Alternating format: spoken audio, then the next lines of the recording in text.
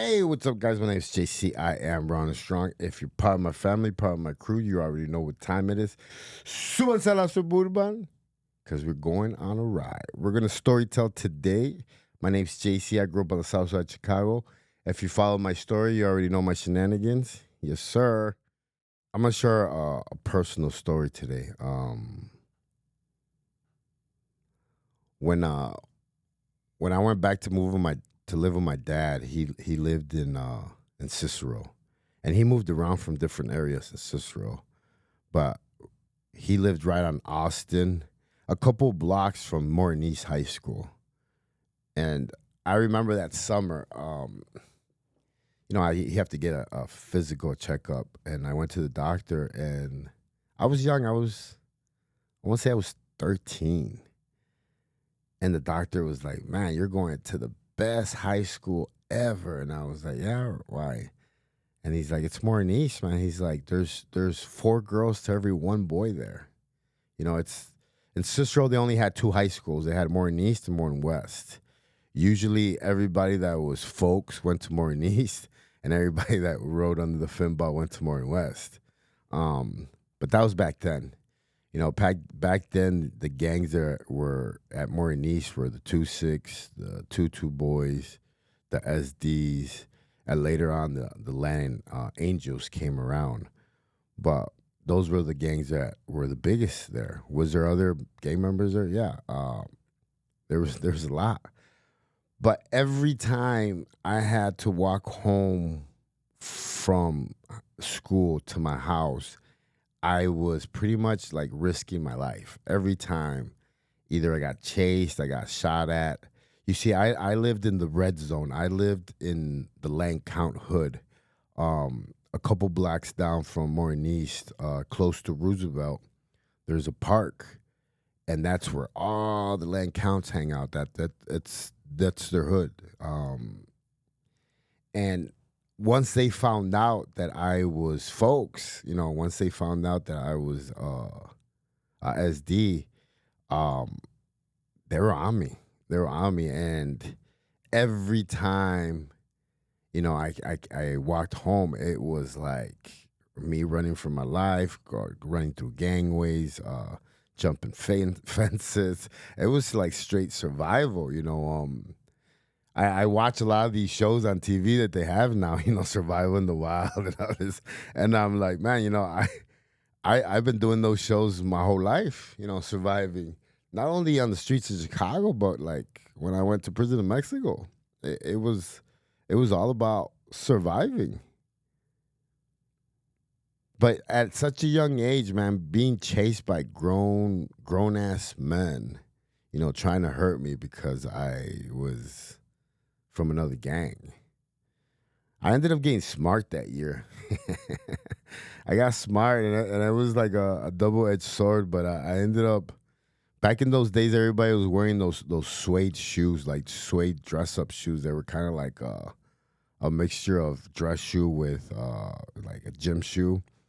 Um, and everybody was wearing them, so I bought me a pair of red and black ones. And I remember I started wearing a lot of like red and black throughout those months. And that would get me home safe. But when I would be in other areas, I would get chased. Because everything over there is a gang color. Everything, everything. So people are constantly asking you, where you from? Yeah, you got tattoos. Like, it's like I said, it's a city that's it's just overpopulated with gang members and gangs. Um, Being that young and having to survive didn't like it taught me a lot because like throughout those years I believe that if I wouldn't have learned all that stuff that I learned on the streets, by the time I ended up in prison in Mexico, I wouldn't have been able to survive that if I wouldn't have learned what I learned on the streets. And that's why you'll never hear me say, oh, prison took this from me or this life took from me. Yeah, I used to say that when I used to, talk like a victim, when I used to try to blame everybody else on my decisions. But now I sit here and I look at everything and really, I learned everything I had to learn before I had to apply it. You know, even learning to be by myself in solitary confinement, even me being in prison in Mexico and every day fearing for my life taught me a lot of stuff. It's why I feel so, I guess you could say, heavy hearted about what I teach, and why I love going to the prisons and sharing my story, because I know there's a million JCs out there that have been through a lot, you know. Um, and there's a lot of us that are just, like I've said it before. It's not that we're broken. It's just that we've forgotten what like structure is. We've forgotten what discipline is, and it could all be taught. It could all be taught, and this is why, even my morning routine is so like embedded in stone, and it's something that I learned in prison. Like most people get up, and the first thing they get up is get their phone or drink coffee, and it's you're starting the day wrong. Your brain is mostly made out of water. Your body's mostly made out of water. Like you've been sleeping all night, you're dehydrated. The first thing you should be doing as soon as you get out of bed, you should be drinking a glass of water. And this is just my routine. I get up, I drink a glass of water. I don't touch my phone until I leave my house.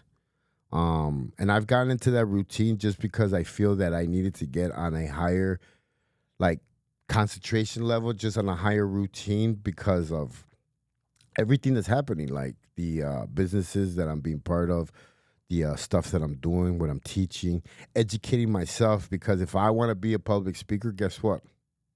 I need to practice being a public speaker. And even that, applying that, it's I've learned all this. So this is what I mean when I tell the guys, you could do the same thing that I'm doing. It's just gonna take a little bit of time, a little bit of discipline, and just a little bit of work. Doing the same thing over and over again actually builds trust in you. You you've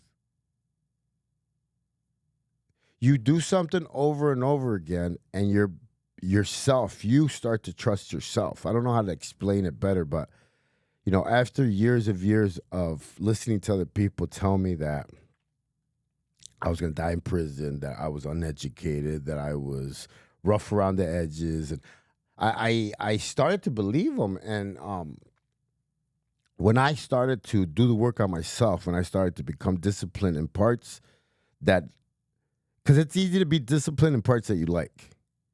You have to be disciplined in the parts you don't like, because that's where you're going to grow the most. And that's what I started doing, man. I started learning vocabulary words. I started reading a little bit more.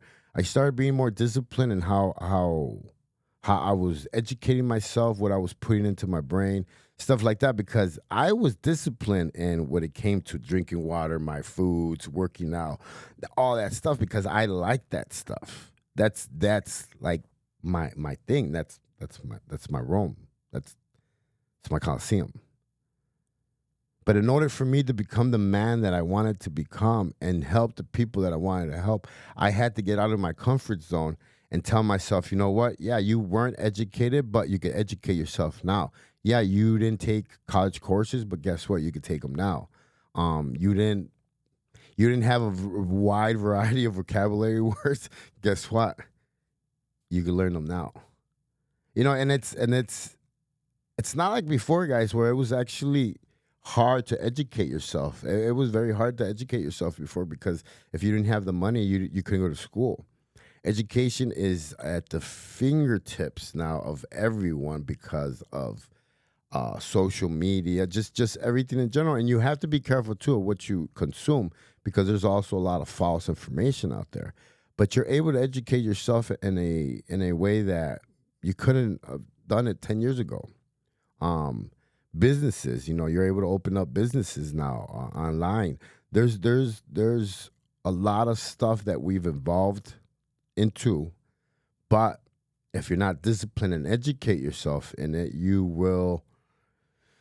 sit on the sideline scared because when I first came home, I was terrified of touching my smartphone. It had too many pictures. It did too many things, and I was scared. And now it's one of my biggest assets. It's one of my biggest.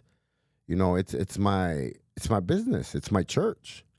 This is how I communicate with men through social media, through my phone, through my YouTube channel, through my classes. This is what I do. But I would have never been able to evolve into this person if I wasn't disciplined enough to do the small things. Because when you grow up on the streets, you're kind of like, I guess you could say, coded to immediate gratification. Like you fast come ups, you rob this guy, you drug dealer, and it says, fast come up. You're not used to that long term wait win, and that's one of the biggest things that I learned. Being patient, being patient. When you're in segregation in prison and the guard passes by and you ask him for something and he says, "I'll get you on the next walk." You're not gonna see that guard for another hour or two. And most guys in there, like, they're so frustrated that they lose their mind. Like they get so mad, they start banging on the doors, and they lose it. And I would sit there and watch because I believe that prison made me into a thinking man. I believe that all the extra time in my hands made me into a thinking man because I started to think a lot about my behavior, other people's behavior. I started wondering about stuff that I watched on TV. Our families really like the house on the prairie, like all those things. And I would sit there and I would just watch everybody and think and just wonder. And being in segregation taught me how to sit still and how to be patient. Am I good at it? Yeah, I have my days. It's a hit or miss with me sometimes. When I'm in a really good mood, I have extra patience. When I'm in a bad mood, yeah, it's hard to tell sometimes. But I would have to say that back then and now I've learned to flex that muscle a lot more, and that's what discipline teaches you, man, is that with time you will get better at whatever it is that you're trying to accomplish, whatever it is that you're trying to do. Because even emotions are like a muscle, man. Even emotions, even everything you do in life, I believe, takes practice. My marriage, over 9 practices. We got divorced over 8 times. Um, my friendships, there's times I have to apologize to some of my friends because I say something or I act like my old self. But that's not a bad thing because that's training you to not do it again. You're feeling that shame, you're feeling that guilt for a reason, and that's because you're training to be better.